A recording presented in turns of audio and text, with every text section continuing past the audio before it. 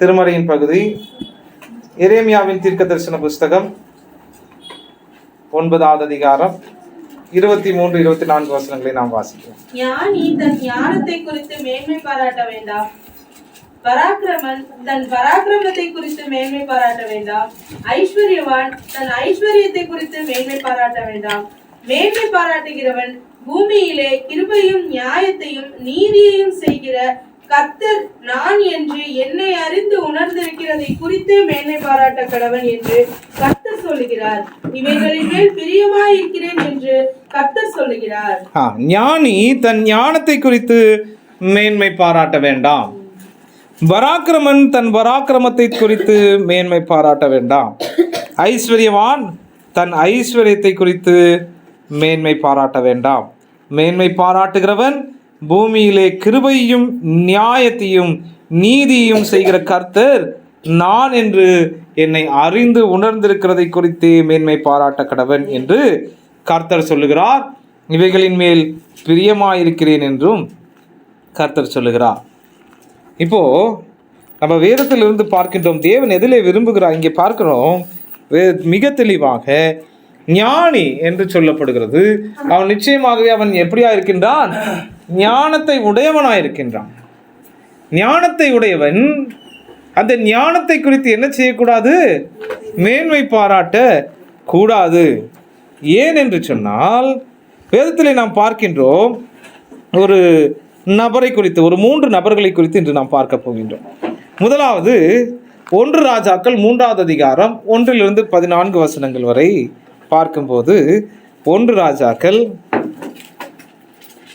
3வது அதிகாரம் 1 to 14 வசனங்களை வாசித்து பார்க்கும்போது, சாலமோன் எகிப்தின் ராஜாவாகிய பார்வோனோட சம்பந்தம் கலந்து பார்வோனின் குமாரத்தியை விவாகம் பண்ணி தன்னுடைய அரண்மனையும் கர்த்தருடைய ஆலயத்தையும் எருசலேமின் சுற்றுமதிலையும் கட்டித்தீர் மட்டும் அவன் அவளை தாவீதின் நகரத்திலே கொண்டு வந்து வைத்தான். அந்நாட்கள் மட்டும் கர்த்தருடைய நாமத்துக்கு ஒரு ஆலயம் கட்டப்படாதிருந்ததினால் ஜனங்கள் மேடைகளில் பலியிட்டிருந்தார்கள். சாலமோன் கர்த்தரிடத்தில் அன்பு கூர்ந்து தன் தகப்பனாகிய தாவீதின் கட்டளைகளில் நடந்தான். ஆனாலும் அவன் மேடைகளில் பலியிட்டு தூபம் காட்டி வந்தான். அப்படியே ராஜா பலியிட கிபியோனுக்கு போனான். அது பெரிய மேடையாயிருந்தது. இப்ப பாருங்க, தேவன் இந்த ராஜாவின் இடத்துல கேட்கின்றார். 5வது வசனத்திலே, சாலமோனுக்கு ராத்திரியிலே சொப்பனத்தில் தரிசனமாகி நீ விரும்புகிறதை என்னிடத்தில் கேள் என்று தேவன் சொன்னார். இப்போ இவர் என்ன கேட்கிறாரு? இவர் என்ன செய்கிறார்? அதற்கு சாலமோன், என் தகப்பனாகிய தாவீது என்னும் உமது அடியான் உம்மை பற்றி உண்மையும் நீதியும் மன நேர்மையுமாய் உமக்கு முன்பாக நடந்தபடியே தேவரீர் அவருக்கு பெரிய கிருபை செய்து அந்த பெரிய கிருபையை அவருக்கு காத்து இந்நாளில் இருக்கிறபடியே அவருடைய சிங்காசனத்தில் வீற்றிருக்கிற ஒரு குமாரனை அவருக்கு தந்தீர். இப்பொழுதும் இங்கே பாருங்க, நான் போக்குவரவு அறியாத சிறுபிள்ளையா இருக்கின்றேன். எனக்கு என்ன வேணும்? ஞானமுள்ள இருதயத்தை தந்தரலும். 9வது வசனத்திலே, நன்மை தீமை என்று என்னதென்று வகையறுக்கவும் ஜனங்களை நியாயம் விசாரிக்கவும் ஞானமுள்ள இருதயத்தை தந்தரலும். ஏராளமாயிருக்கிற இந்த உமது ஜனங்களை நியாயம் விசாரிக்க யாராலே ஆகும் என்றான். இங்கே யாருங்க இவரு? சாலமோன் எப்படிப்பட்ட நபராக இருக்கின்றார்? தேவன் சொப்பனத்திலே வந்து உனக்கு என்ன வேண்டும் அப்படின்னு கேட்குறார். நம்மக்கிட்ட அப்படியே ஆண்டவர் வந்து கேட்டால் என்ன சொல்லுவோம்? இல்லையா, நிறைய காரியங்கள் உண்டு நாம் கேட்க. இப்போது ஒரு ராஜா ஏற்படுத்தப்படுகின்றார். சாலமோன் ராஜாவாக இருக்கின்றார். அந்த சாலமோன் இடத்துல தேவன் கேட்கின்றார், உனக்கு உன் விருப்பம் என்ன? What do you desire? உன் விருப்பம் என்ன என்று கேட்டபோது அவர் மிக டிப்ளமேட்டிக்காக சாதுரியமாக ஒரு காரியத்தை கேட்கின்றார். ஏனென்றால் இன்னைக்கு வசனம் வாசித்த போது பாருங்க, காட்டு புஷ்பங்களை கவனித்து பாருங்கள். சாலமோன் முதலாய் தன் சர்வ மகிமையிலே இவைகளில் ஒன்றை போலாகிலும் உடுத்தி இருக்கவில்லை. இவர் இதை கேட்டிருந்தா இது மட்டும் தான் கிடைச்சது. இப்போ ஞானத்தை கேட்டதுனால எல்லாமே கிடைச்சிச்சான் இவருக்கு. ஞானத்தை கேட்டதுனால இவருக்கு இல்லாத பொல்லாத சம்பத்து இவ்வளோ அதாவது சாலமோனின் வீட்டில் எவ்வளோ சாப்பாடு ஒரு நாளைக்கு நடந்தது, அந்த வசனம்லாம் வாட்சி பாருங்க. இங்கே ஐயோ சாமி, அவ்வளோ அவ்வளோ சம்பத்தும் அவ்வளவு செழிப்பும் அவ்வளவு அவ்வளவு பொன்னும் வெள்ளியும் ட்ரேடு. சாலமோன் காலத்திலேயே இந்தியாவுக்கும் பாலஸ்தீனத்துக்கும் ட்ரேடெல்லாம் பயங்கரமாக நடந்திருக்கு. அந்த அளவுக்கு மிகப்பெரிய ராஜ்யத்தை ஆண்டுட்டார் இப்போ சாலமோன். ஆமா, 300 மனைவிகள், 700 மறுமனையாட்டிகள். இவ்வளவு பெரிய ஒரு ராஜ்யம். என்ன 1000 பேர் அப்படின்னா என்ன அப்படின்னா, எந்த ராஜா போனாலும் அவன் சரண்டர் ஆயிடுவான் சாலமோனுக்கு முன்னாடி. இவர் போய் போரிட வேண்டும் என்ற அவசியம் இல்லை.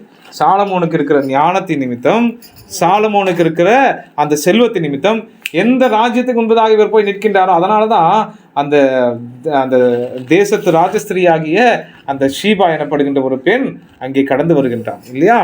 சாலமோனின் ஞானத்தை கேள்விப்பட்டு கடந்து வந்து அவளுடைய ராஜ்யத்தையே அங்கே ஒப்பு கொடுக்கின்றான். அவனுடைய ஏன்னா அப்படி இருக்குது. அதனால ஒரு ராஜா இன்னொரு ராஜாவுக்கு சரண்டர் ஆயாச்சுன்னா அவனுடைய அந்த புறத்து பெண்கள் எல்லாரையும் இந்த ராஜாவுக்கு கொடுத்து விட வேண்டும். அப்படிதான் அந்த காலத்தில் இருக்கின்றது. ஆகவே சாலமோன் 1000 பேரை தன்னுடைய அரண்மனையில் வைத்திருந்தான் என்று சொல்லும்போது அது அவனுடைய பலத்தை குறிக்கிறது. அது அவனுடைய செழிப்பை குறிக்கிறது. அவனுடைய அது எப்படி சொல்லுவோம் இந்த காலத்தில் கெத்து அப்படிங்கிறாங்களே, அந்த மாதிரி அவர் பயங்கரமான ஒரு லெவலில் இருக்கிறார்.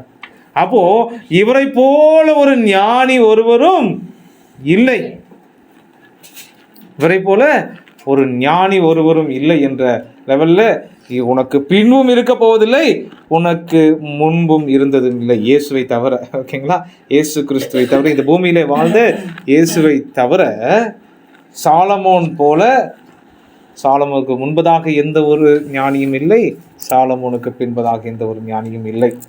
அப்படிங்கும்போது வேதம் சொல்கிறது அவரை போல ஒரு அஞ்ஞானி இந்த பூமியிலும் இருந்ததும் இல்லை. பாருங்க, அதான் பார்க்குறோம். அவரை போல ஒரு அஞ்ஞானி இந்த பூமியில் இருந்ததில்லை. ஏனென்றால் அவருக்கு முன்பதாக இருந்த செல்வம் அத்தனை, அவருக்கு முன்பதாக அடிபணியாத ராஜாக்கள் இல்லை. அவருடைய ராஜ்யத்தை போல அவருடைய தகப்பனாகிய தாவீதும் கூட சமாதானம் இல்லாத ஒரு ராஜ்யத்தை ஆண்டு கொண்டிருக்கின்றார். பெலிஸ்தியர்னால பல பிரச்சனை நடந்து கொண்டே இருக்கு. சமாதானமே இல்லாத ஒரு ராஜா, இருதயத்துக்கு ஏற்ற ராஜா அப்படின்னு சொல்றோம் பாருங்க தேவனுடைய. ஆனா சமாதானமே இல்லாம ஒரு ராஜ்யத்தை நடத்தினது தாவீது தான். அத்தனை போர்கள் ஃபெட்டப் ஆகி, ஐயோ இனி நான் அதாவது ராஜாக்கள் யுத்தத்துக்கு போகும் காலத்துல நான் யுத்தத்துக்கே போக மாட்டேன்டா அப்படின்னு அந்த ஃபெட்டப்ல யோபாவை மாத்திரம் அனுப்பிச்சு விட்டுட்டு இவர் பாட்டுக்கு அந்த எல்லாம் பால்கனியில சுத்தி வர்றார். அப்போதான் பிரச்சனைகள் மாட்டிக்கிறார் இல்லையா நீங்க கேள்விப்பட்டிருக்கிறீங்க இல்லையா. அப்போ அந்த அளவுக்கு ரத்தம் சிந்திருக்கிற தாவீது அப்படிங்கிறார் ஆண்டவர். ஆமா, ரத்தம் சிந்தின கைங்கிறார்.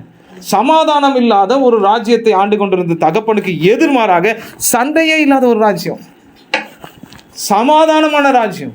இவர் எவ்வளவு டாக்ஸ் இம்போஸ் பண்றாரோ அத்தனையும் ஜனங்க சந்தோஷமா கொடுப்பாங்க. ஏன்னா ஞானமுள்ள ராஜா இல்லையா. இவ்வளவு ஞானம் உள்ளவர் அவர் என்ன செய்கின்றார், அவர் விக்கிரக ஆராதனைக்காரனாய் மாறி ஆலயங்களிலேயே விக்கிரகங்களை வைத்து நமஸ்கரித்தது மாத்திரமல்ல, அந்த தேவனையே மறந்து போகும் அளவுக்கு இவ்வளோ அவர் அந்த மாதிரி பண்ணாங்க, ராஜாக்கெல்லாம் பண்ணாங்க. ஆனால் இவர் ஏன் மிகப்பெரிய அஞ்ஞானின்னு சொல்கிறோன்னா, இவருக்கு இருந்தது போல் வேறு எந்த ராஜாக்கும் இல்லை. அப்படி இருக்கும்போது இவர் பல மடங்கு தேவனுடைய காரியத்தை நடப்பித்திருக்க வேண்டிய ராஜா இப்போ என்ன செய்கிறாரு, மிகப்பெரிய அஞ்ஞானியாக விக்கிரக ஆராதனையிலே வீழ்ந்து போகிறார். அதாவது அந்த எல்லா ஞானமும் இருக்குது அவருக்கு. அந்த அவர் ஒரு ராஜாவா இருக்கிறார். அந்த தெய்வீக ஞானம் சொன்ன மாதிரி தேவன் பேரில் இங்க பாருங்க வசனம் என்ன சொல்றது, சாலமோன் கர்த்தரிடத்தில் அன்பு கூர்ந்து தன் தகப்பனாகிய தாவீதின் கட்டளைகளில் நடந்தான், ஆனாலும் அவன் மேடைகளில் பலியிட்டு தூபம் காட்டி வந்தான். இல்லையா.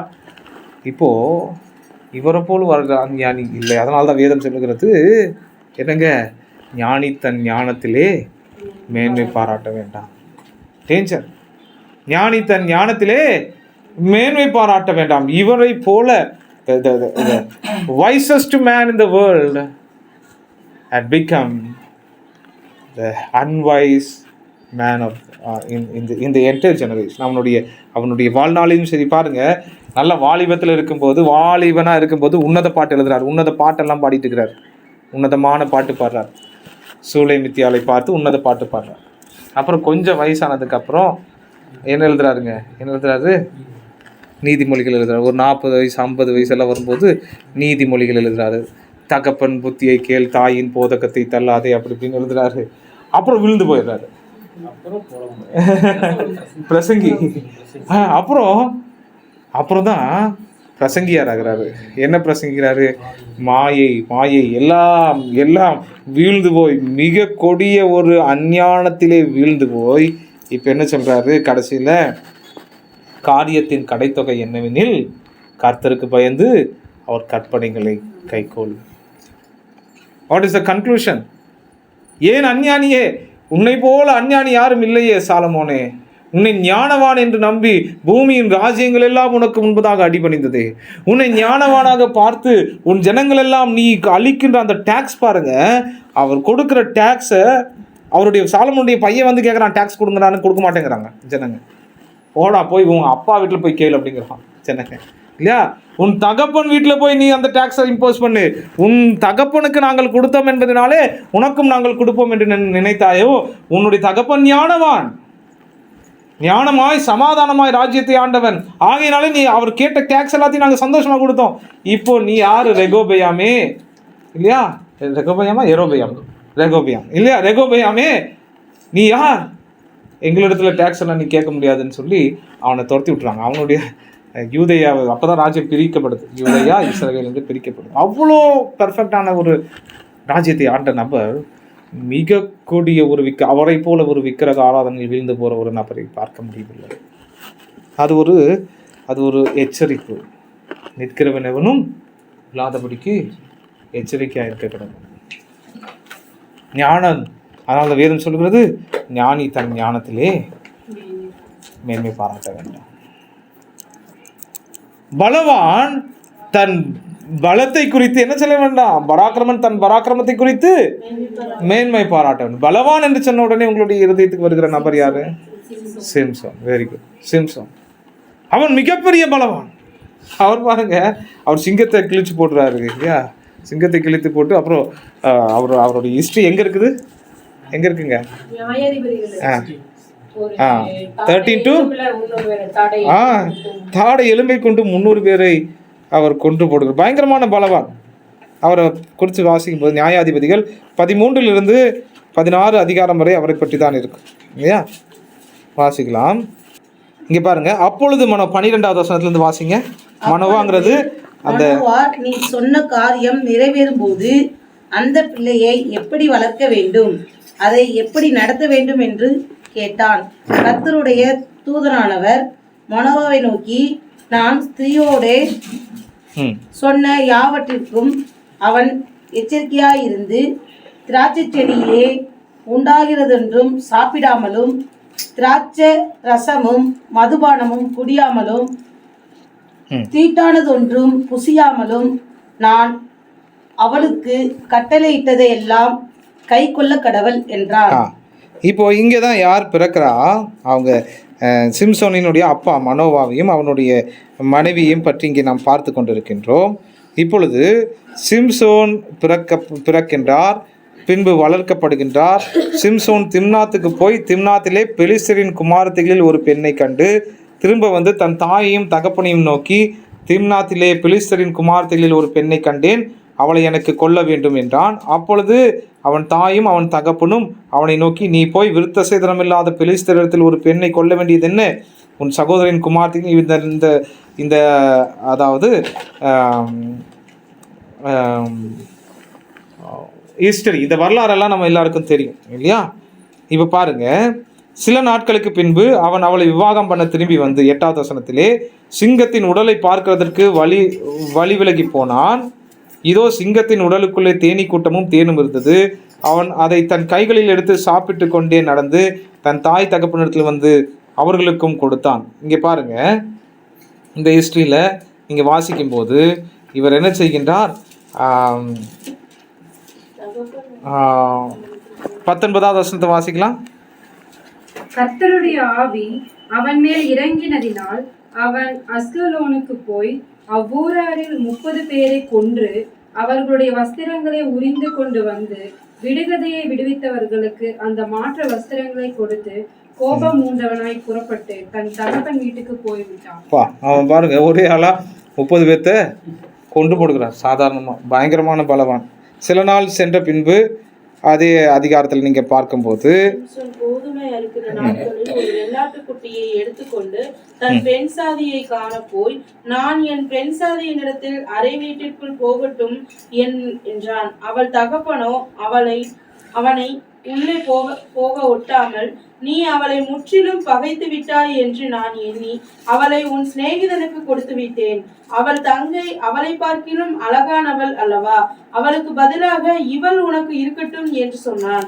அப்பொழுது சிம்சோன், நான் பெலிஸ்தருக்கு பொல்லாப்பு செய்தாலும் என் மேல் குற்றமில்லை என்று அவர்களுக்கு சொல்லி புறப்பட்டு போய் 300 நரிகளை பிடித்து பந்தங்களை எடுத்து வாளோடே வாள் சேர்த்து 2 வாள்களுக்கும் நடுவே ஒவ்வொரு பந்தத்தை வைத்து கட்டி பந்தங்களை கொளுத்தி பெலிஸ்தரின் வெள்ளாண்மையிலே அவைகளை ஓடவிட்டு கதிர்கட்டுகளையும் வெள்ளாண்மையையும் திராட்சை தோட்டங்களையும் ஒலிவ தோப்புகளையும் சுட்டெரித்து போட்டான்.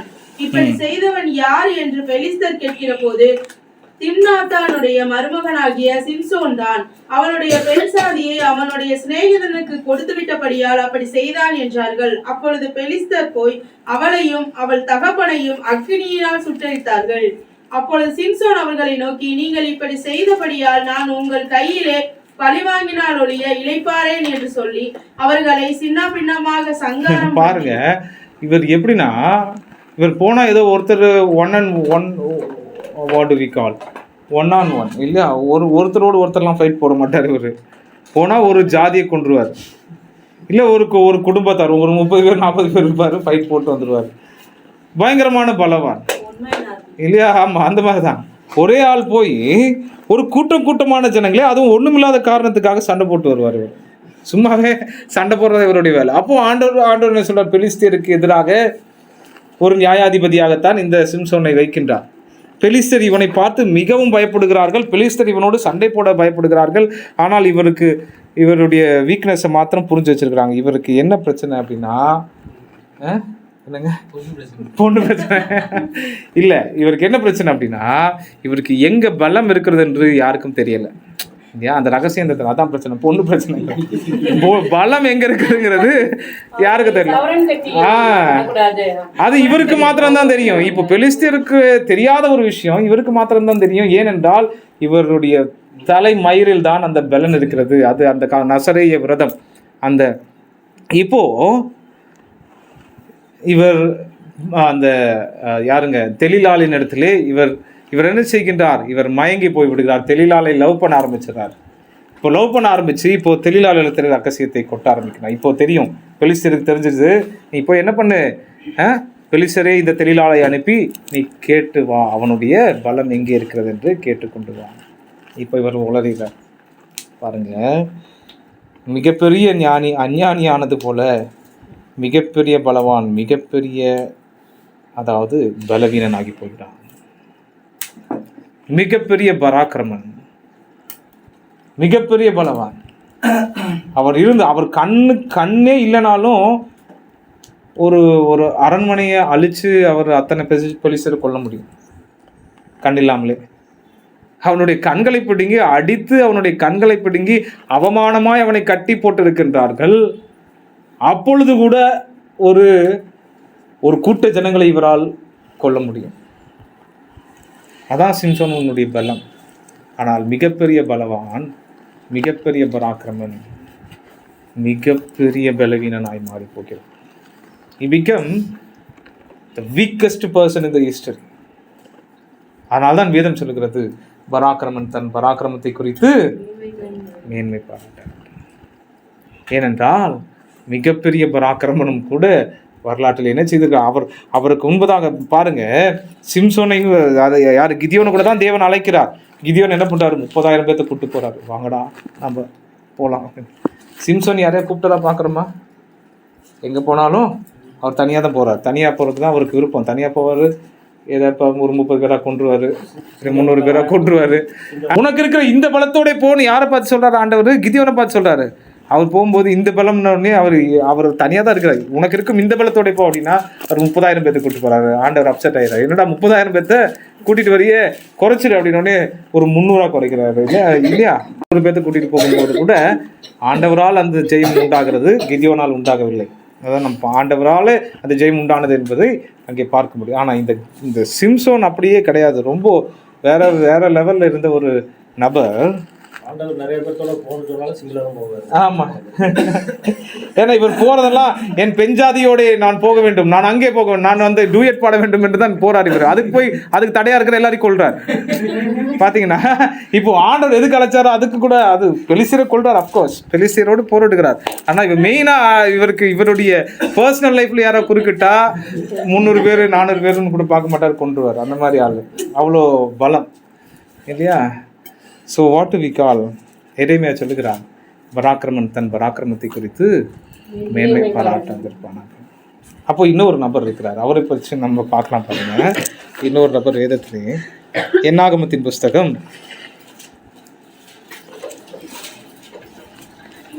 12வது அதிகாரம் 3வது வசனத்தை நாம் வாசிக்கலாம். என்னாகும் 12வது அதிகாரம் 3வது. பூமியில் சகல மனிதர்களும் மிகுந்த சாந்த குணம் உள்ளவனாய் இருந்தான். பூமியில் உள்ள மனிதர் எல்லாரிலும் மிகுந்த சாந்த குணம் உள்ளவராய் இருந்தது யாருங்க? மோசே. அவர் ஆமா. இப்போ அதை விட பாருங்க, கொலை பண்ணது கூட சரி, இப்போ மிகுந்த சாந்த குணம் உள்ளவன் என்று வேதம் சொல்லுகிறது. ஏனென்றால் அவன் தன்னுடைய ஜனத்துக்காக எதிர்த்து நிற்கிறார். அவர் ஒரு கொலை செய்து போடுகிறார்.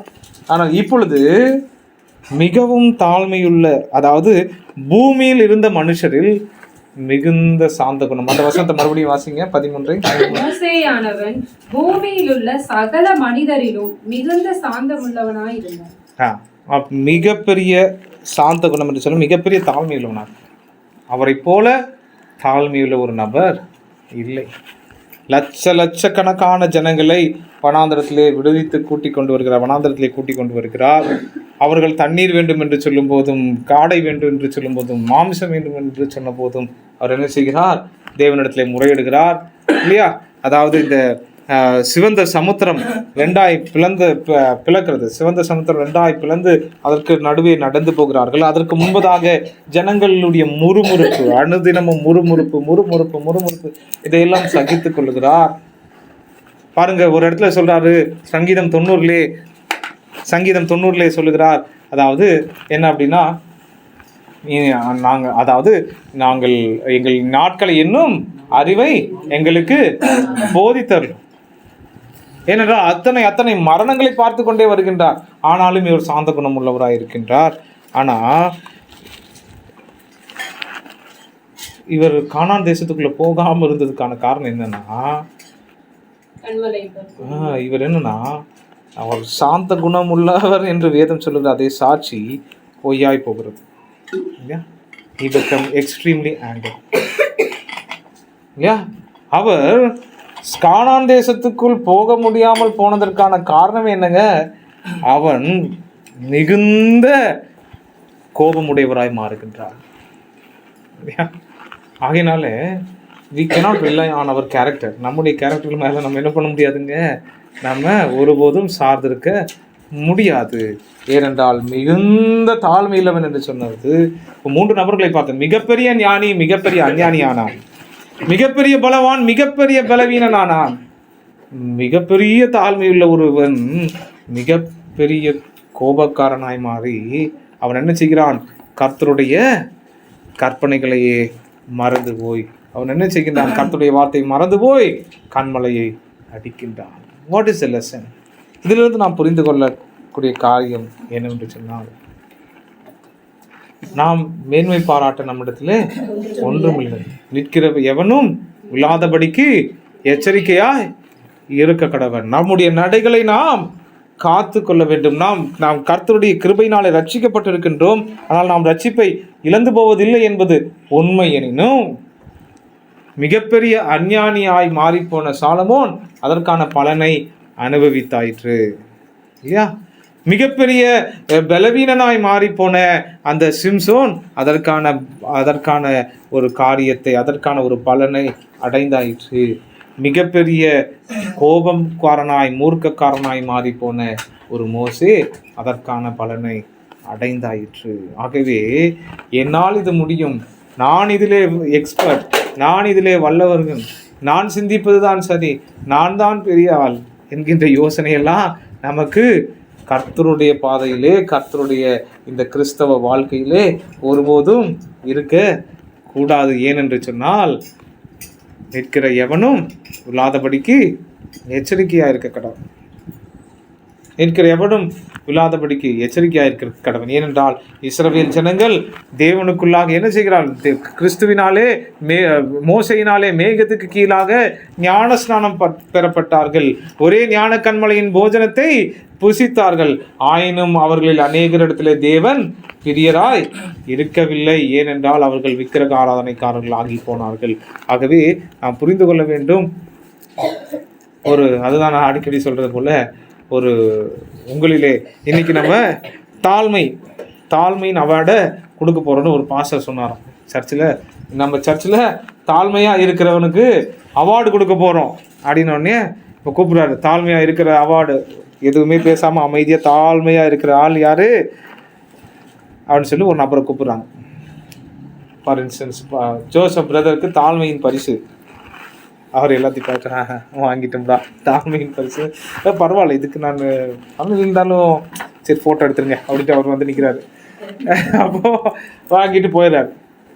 அடுத்த வாரம் இந்த பாஸ்டர் என்ன பண்ணிட்டாரு, ஜோசப் பிரதர் வரக்கு முன்னாடி வெளியே ஆட்களை வச்சுட்டார். வெளியே மூப்பர்களெல்லாம் நிற்க வச்சு அந்த ஆள் வரும்போதே அவார்டை வாங்கிட்டு உள்ளே விடுங்கடா அப்படின்னு.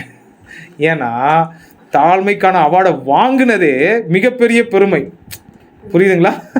தாழ்மைக்கான அவார்டு வாங்கும்போது நான் மிகப்பெரிய பெருமையுடையவன் என்பதை நிரூபித்து விட்டார். ஆகவே அந்த அவார்டை வாங்கிட்டு உள்ள விடுங்க. அப்படிதான் நம்ம எல்லாரும். We think that what we think is right, but of course many times it is not. அநேக வேளைகளிலே அது அப்படி அல்ல. We think that we can do something. நாம் சில காரியங்களை நாம் சாதித்து விட முடியும் என்று நினைக்கின்றோம். இல்லை, அது நம்மால் கூடியது அல்ல. நம்மை போல ஞானமுடையவர்கள் இல்லை. இந்த சமுதாயத்தில் நாம் வாழ்கின்ற ஒரு சமுதாயம் இருக்குது பாருங்க. அதே நாம் பெரிய ஆள், நம்மால் முடியும், நம்மால் இது செய்ய முடியும், அதை செய்ய முடியும், நான் இல்லாவிட்டால் இதை செய்ய முடியாது, நான் இல்லாவிட்டால் இது நடக்காது என்கின்ற எண்ணம் நம்ம இல்லாவிட்டாலும் இருந்தாலும் மறித்தே போனாலும் நடக்க வேண்டியவைகள் நடந்து கொண்டு தான் இருக்கும். ஏனென்றால் என் தேவன் தானே சகலவற்றையும் ஆளுகிறார். வாம்சதேகம் உள்ள யாவருக்கும் ஆகாரம் கொடுக்கிறவர் என் தேவன். காட்டு புஷ்பத்தை நீங்கள் கவனித்து பாருங்கள். சாலமோன் முதலாய் அவைகளில் ஒன்றை போலாகிலும் உடுத்தி இருக்கவில்லை. சர்வ மகிமையிலேயே சாலமோன் அப்படி உடுத்தி இருக்கவில்லையே. அப்படி இருக்கும்போது ஐ எம் டூயிங் சம்திங், என்னால் தான் முடியும் என்று எண்ணுவதற்கு என்ன? காக்கைகளை கவனித்து பாருங்கள். அவை விதைக்கிறதும் இல்லை, அறுக்கிறதும் இல்லை. பரமபிதா அல்லவோ அவைகளை போஷிக்கிறார். We think that we do something. No, of course we are not. We will never and we did not. நம்மால் நாம் எதையும் செய்கிறவர்களும் செய்யக்கூடியவர்களும் அல்ல, செய்தவர்களும் அல்ல, செய்து கொண்டிருக்கிறவரும் அல்ல. ஏனென்று சொன்னால் அவரே மாம்சதேகம் உள்ள யாவருக்கும் ஆகாரத்தை கொடுத்து பிழைப்பூட்டி சூரியனை உதிக்க செய்து மழையையும் நல்ல சீதோஷ்ண நிலைகளையும் இந்த பூமியிலே கொடுத்து பராமரித்து ஆளுகிறவர் அவர்தானே. அதனால்தான் வேதம் சொல்லுகிறது, you have to depend on God for every need of yours, even the minute need. உன்னுடைய சிறிய தேவைக்காகிலும் நீ தேவனை சார்ந்திருக்க வேண்டுமே. அதனால்தான் அன்றன்றுள்ள ஆகாரத்தை இன்று எங்களுக்கு தாரும் என்று நீ ஜெபிப்பாயாக என்று இயேசு சொல்கிறார்.